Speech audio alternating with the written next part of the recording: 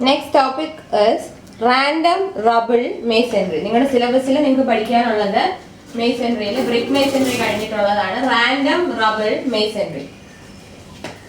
So random rubble masonry എന്ന് പറയുന്നത് stones കൊണ്ടുള്ള masonry ആണ് random rubble masonry. So stone masonry എന്ന് പറഞ്ഞാൽ സ്റ്റോൺസ് ഉപയോഗിച്ചിട്ടുള്ള masonry ആണ് stone masonry.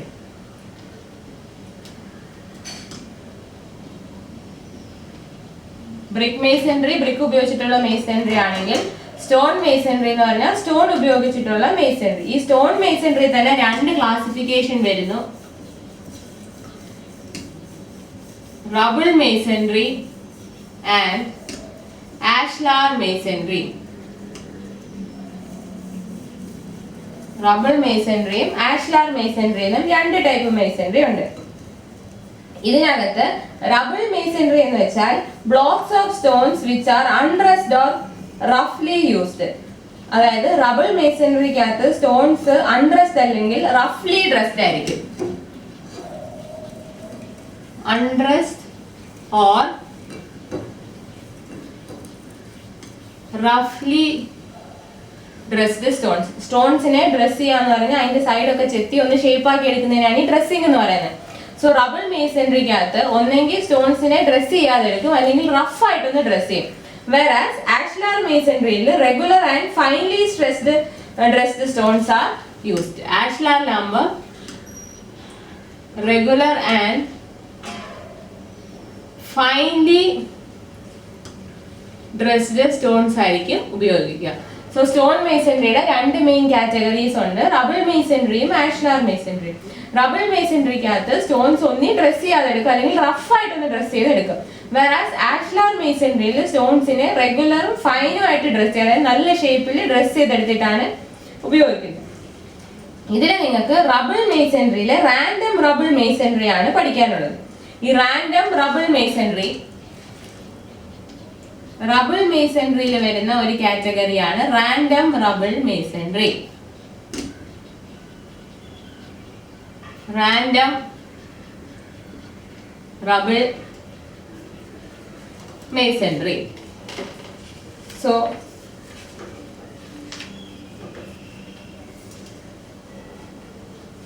റബിൾ മേസൺറിയിൽ വരുന്നു random rubble masonry.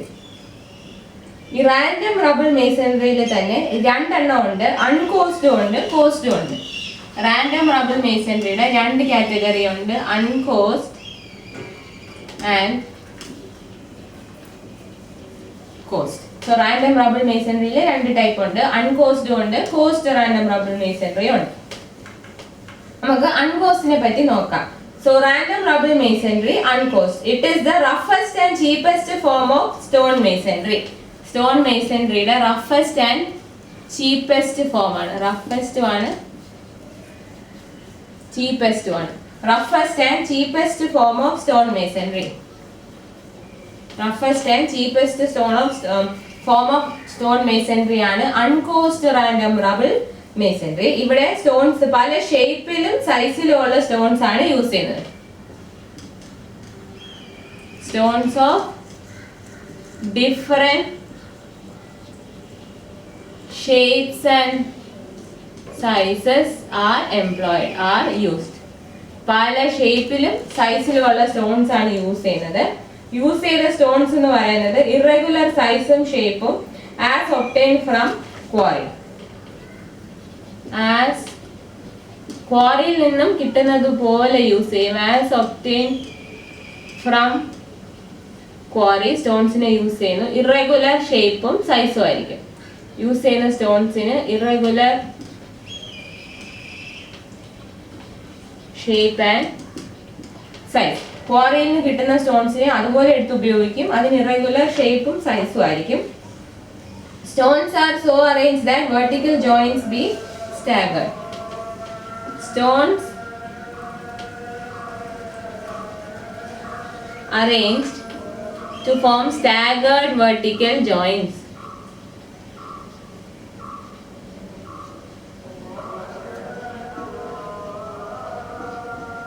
vertical joints staggered ആയിട്ട് കിട്ടത്തക്ക വിധത്തിൽ സ്റ്റോൺസിനെ വെറുതെ അങ്ങ് അറേഞ്ച് ചെയ്തിട്ടേ ഉള്ളൂ.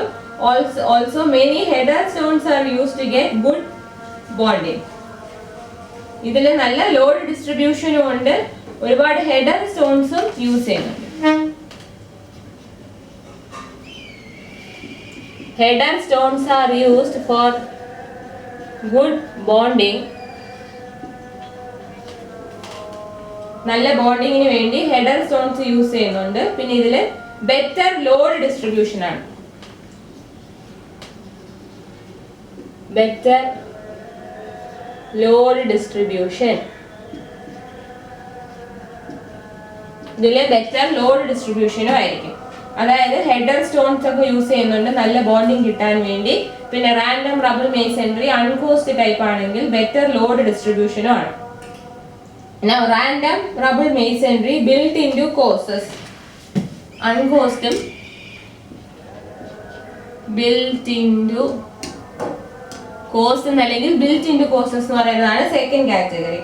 ഇവിടെ എന്താ ചെയ്യുന്നതെന്ന് വെച്ചാൽ masonry is done in a manner that stone work is brought to courses of thickness 30 to 45 centimeter. Courses of thickness 30 to 45 centimeter. So ഇവിടെ എങ്ങനെ അറേഞ്ച് ചെയ്യുന്ന വെച്ചാൽ റാൻഡം ആയിട്ട് തന്നെ സ്റ്റോൺസിനെ അറേഞ്ച് ചെയ്തിട്ട് ഒരു 30 to 45 സെന്റിമീറ്റർ ഉള്ള കോഴ്സസ് ആയിട്ട് അറേഞ്ച് ചെയ്യും. 30 to 45 സെന്റിമീറ്റർ ഹൈറ്റ് വരുന്ന തിക്നെസ് വരുന്ന കോഴ്സസ് ആയിട്ടാണ് സ്റ്റോൺസിനെ അറേഞ്ച് ചെയ്യുന്നത്. And all these courses need not be of same height. All courses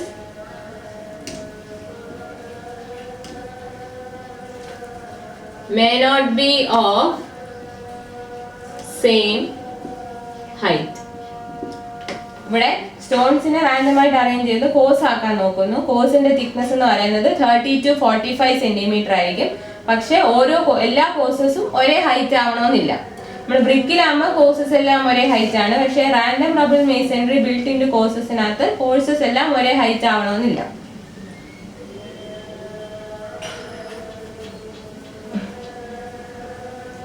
So this is about random rubble masonry. Stone masonry യുടെ രണ്ട് major classification rubble masonry and ashlar masonry. Rubble മേസൺറിയിൽ undressed അല്ലെങ്കിൽ റഫ്ലി dressed stones ഉപയോഗിക്കുന്നു. Ashlar മേസൺറിയിൽ regular and finely dressed stones ഉപയോഗിക്കും. Rubble മേസൺറിയിൽ തന്നെ രണ്ട് കാറ്റഗറി, റാൻഡം റബിൾ മേസൺറി എന്ന് പറഞ്ഞൊരു കാറ്റഗറി ഓഫ് മേസൺറി ഉണ്ട്. അതിൽ തന്നെ കോസ്റ്റും അൺകോസ്റ്റും ഉണ്ട്. അൺകോസ്റ്റ് ആണെങ്കിൽ it is the roughest and cheapest form. അവിടെ പല ഷേപ്പിലും സൈസിലും ഉള്ള സ്റ്റോൺസ് യൂസ് ചെയ്യുന്നു. ഇറഗുലർ ഷേപ്പ് ഒക്കെ സൈസും ആയിരിക്കും സ്റ്റോൺസിന്. ക്വാറിയിൽ എങ്ങനെ കിട്ടുന്നോ അതുപോലെ എടുത്തങ്ങ് ഉപയോഗിക്കും. ക്വാറിയിൽ കിട്ടുന്നതിന് ഇറഗുലർ ഷേപ്പ് സൈസ് അതുപോലെ സ്റ്റോൺസ് എടുത്ത് നമ്മൾ അറേഞ്ച് ചെയ്യും. ഇവിടെ സ്റ്റോൺസിനെ അറേഞ്ച് ചെയ്തേക്കുന്നത് എങ്ങനെയാണെന്ന് വെച്ചാൽ വെർട്ടിക്കൽ ജോയിന്റ്സ് ഒരേ ലൈനിൽ വരാതെ സ്റ്റാഗേർഡ് ആയിട്ട് കിട്ടത്തക്ക വിധത്തിൽ സ്റ്റോൺസിനെ അറേഞ്ച് ചെയ്യും. ഇതിൽ ഹെഡർ സ്റ്റോൺസ് ഒക്കെ ഉപയോഗിക്കും നല്ല ബോണ്ടിങ് കിട്ടാൻ വേണ്ടി. പിന്നെ ബെറ്റർ ലോഡ് ഡിസ്ട്രിബ്യൂഷൻ ആണ്. അതിന് ലോഡ് ഡിസ്ട്രിബ്യൂഷൻ നല്ലതാണ്. ഇനി ബിൽറ്റ് ഇൻ കോഴ്സസ് ടൈപ്പിലാണെങ്കിൽ നമ്മൾ സ്റ്റോൺസിനെ റാൻഡം ആയിട്ട് അറേഞ്ച് ചെയ്യും. പക്ഷെ ഒരു 30 to 45 സെന്റിമീറ്റർ ഹൈറ്റ് തിക്നെസ് ഉള്ള കോഴ്സ് കിട്ടത്തക്ക വിധത്തിൽ സ്റ്റോൺസിനെ അറേഞ്ച് ചെയ്യും. പക്ഷെ എല്ലാ കോഴ്സസും ഒരേ തിക്നെസ് ആവണമെന്നില്ല, ഒരേ ഹൈറ്റ് ആവണമെന്ന് ഇല്ല. This is about random rubble masonry.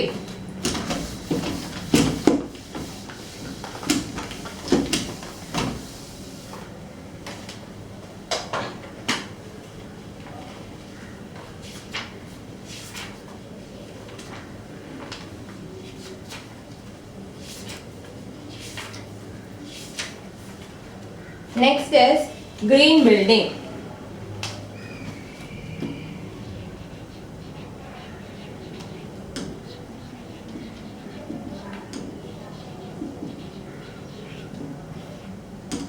Green building. Right from the prehistoric man who constructed the hut for the first time to the great builders of modern world have exploited the nature and its resources and disturbed the natural habits of other birds and animals. Now, tremendous damages have been inflicted on our planet by the construction of various types of buildings using sand and water from rivers, stones from mountains, cement manufactured from the ingredients dug from the land, etc. All carbon emission from the buildings and due to manufacture of construction materials warm up the air and space. This global warming leads to change in climate changes in rainfall pattern, rise of sea level, acid rain, ozone layer depletion, etc. On realizing the environmental responsibilities, many efforts were put forth, and one such intelligent initiative is the concept of green buildings. അതായത് പണ്ട് കാലത്ത് pre historic മാൻ്റെ സമയം തൊട്ട് എന്താണ് അന്ന് huts ഒക്കെ ആയിരുന്നു construct ചെയ്തിരുന്നെങ്കിൽ ഇന്ന് വലിയ വലിയ ബിൽഡേഴ്സ്, ഇപ്പോഴത്തെ മോഡേൺ വേൾഡിലുള്ള വലിയ ബിൽഡേഴ്സ് നേച്ചറിനെയും അതിന്റെ റിസോഴ്സസിനെയും നാച്ചുറൽ ഹാബിറ്റാറ്റ് ബേർഡ്സിന്റെയും ആനിമൽസിന്റെയും നാച്ചുറൽ ഹാബിറ്റ്സിനെ ഡിസ്റ്റർബ് ചെയ്തിട്ട് പുതിയ കൺസ്ട്രക്ഷൻസ് ഒക്കെ നടത്തുന്നു. സോ ഇങ്ങനെ ചെയ്യുന്നത് കൊണ്ട് എന്താണ്, there is a lot of changes to our nature and environment. നേച്ചറിനും എൻവയറമെന്റിനും ചേഞ്ചസ് ഉണ്ടാവുന്നു, അതിന് ഇംബാലൻസ് വരുന്നു. We are depleting many resources. ഇപ്പൊ നമ്മൾ കൺസ്ട്രക്ഷൻ നടത്തുന്നത് എങ്ങനെയാണ്? റിവറിൽ നിന്നുള്ള സാൻഡും വാട്ടറും യൂസ് ചെയ്യും, മൗണ്ടൻസിൽ നിന്ന് സ്റ്റോൺസ് എടുക്കുന്നു, പിന്നെ ലാൻഡിൽ നിന്ന് എടുക്കുന്ന ഡിഗ് ചെയ്തെടുക്കുന്ന ഇൻഗ്രീഡിയൻസ് ഉപയോഗിച്ച് സിമെന്റ് ഉണ്ടാക്കുന്നു. പിന്നെ നമ്മുടെ ഓരോ കൺസ്ട്രക്ഷൻ ആക്ടിവിറ്റീസ് കാരണം ഗ്രീൻ ഹൗസ് ഗ്യാസസ് വരുന്നു, കാർബൺ എമിഷൻ വരുന്നു, which leads to global warming. Global warming കാരണം എന്ത് സംഭവിക്കുന്നു? ക്ലൈമറ്റ് ചേഞ്ച് വരും, changes in rainfall pattern, sea level കൂടുന്നു, ആസിഡ് റെയിൻ ഉണ്ടാവുന്നു, ഓസോൺ ലെയർ ഡിപ്ലീഷൻ. സോ ഇങ്ങനെയുള്ള ഹസാർഡ്സ് ഒക്കെ നമുക്ക് ഡേഞ്ചറസ് ആണ്. അങ്ങനെയുള്ള ഹസാർഡ്സ് ഒന്നും നമുക്ക് നല്ലതല്ല. അതുകൊണ്ട് every individual has certain environmental responsibilities. അതുകൊണ്ട് എൻവയറമെന്റൽ റെസ്പോൺസിബിലിറ്റീസ് ഉള്ളത് കൊണ്ട് നമ്മൾ ഒരുപാട് എഫേർട്സ് എടുക്കുന്നുണ്ട് നമ്മുടെ എൻവയറമെന്റിനെ അല്ലെങ്കിൽ നേച്ചറിനെ ഒക്കെ റീസ്റ്റോർ ചെയ്യാൻ വേണ്ടി. അതായത് നമ്മൾ ഉണ്ടാക്കിയ ഡിപ്ലീഷൻ കൊണ്ടുള്ള ഹാർംഫുൾ ഇഫക്ട്സിനെ മാറ്റിയിട്ട് അതിന്റെ പഴയ ബാലൻസിനെ തിരിച്ചു കൊണ്ടുവരണം. അതിനു വേണ്ടിയുള്ള ഒരു ഇന്റലിജന്റ് ഇനീഷ്യേറ്റീവ് ആണ് green buildings. So green buildings have a new approach to save water, energy and material resources in construction and maintenance of buildings and reduce or eliminate adverse impact of buildings on the environment and occupants. So green buildings എന്ന് പറയുന്ന ഒരു പുതിയ approach ആണ്. It is an approach to save water, energy and material resources. It is an approach to save water, energy and material resources.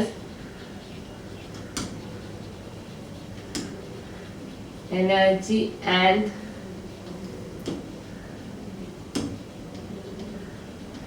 material resources in the construction and maintenance of buildings and reduce or eliminate adverse impact of buildings on environment and occupants. Then to reduce or eliminate adverse effects or impact of building on environment and occupant.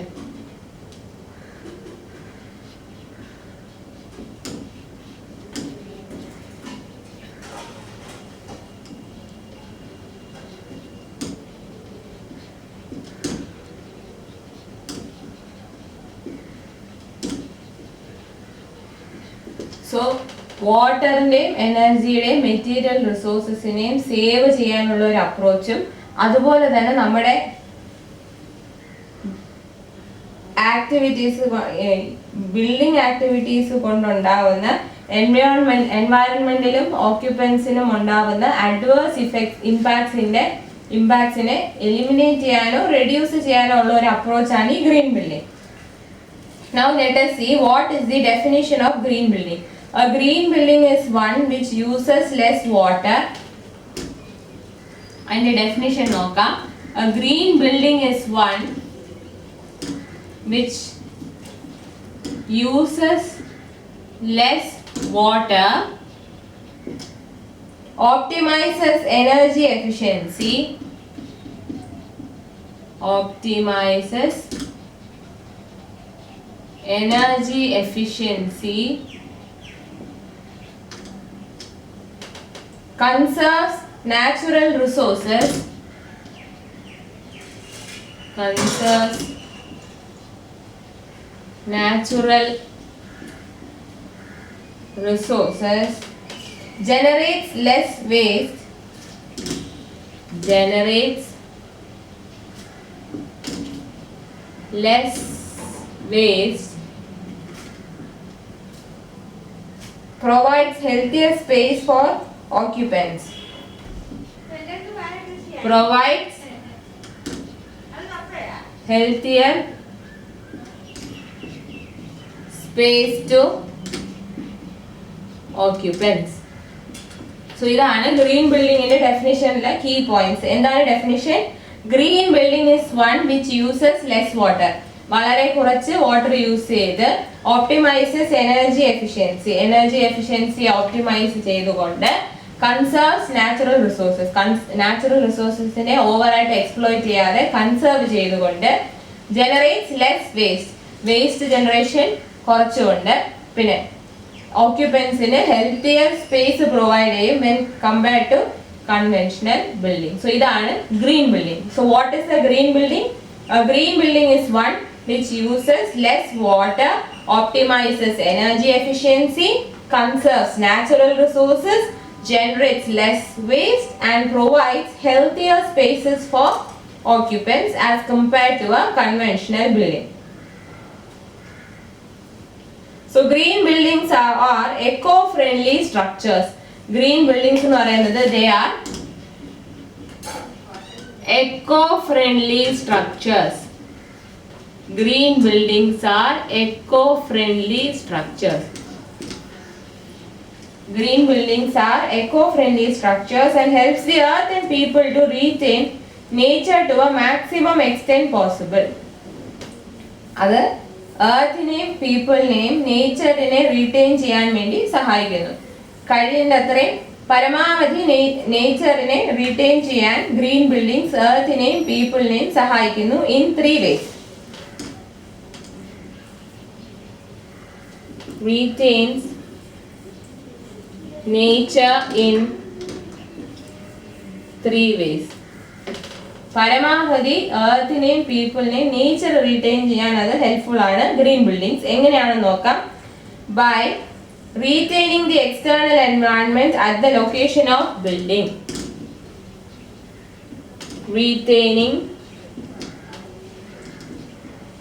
external environment at building location. Building locationലെ external environmentനെ retain ചെയ്യും. Second way is improve internal environment for inhabitants. Improve internal environments for inhabitants. Inhabitants in the internal environment improve ചെയ്യുന്നു. And the last is preserve environment at places far away from building. Preserve environment at spaces far away from building. So എങ്ങനെയാണ് നേച്ചറിനെ retain ചെയ്യാൻ സഹായിക്കുന്നത്? ബിൽഡിങ്ങിന്റെ ലൊക്കേഷനിലെ external എൻവയൺമെന്റിനെ retain ചെയ്യുന്നു. പിന്നെ ഇൻഹാബിറ്റൻസിന്റെ internal എൻവയറൺമെന്റിനെ improve ചെയ്യുന്നു. പിന്നെ ബിൽഡിങ്ങിന് മാറിയുള്ള സ്പേസസിലെ എൻവയൺമെന്റിനെ preserve ചെയ്യുന്നു.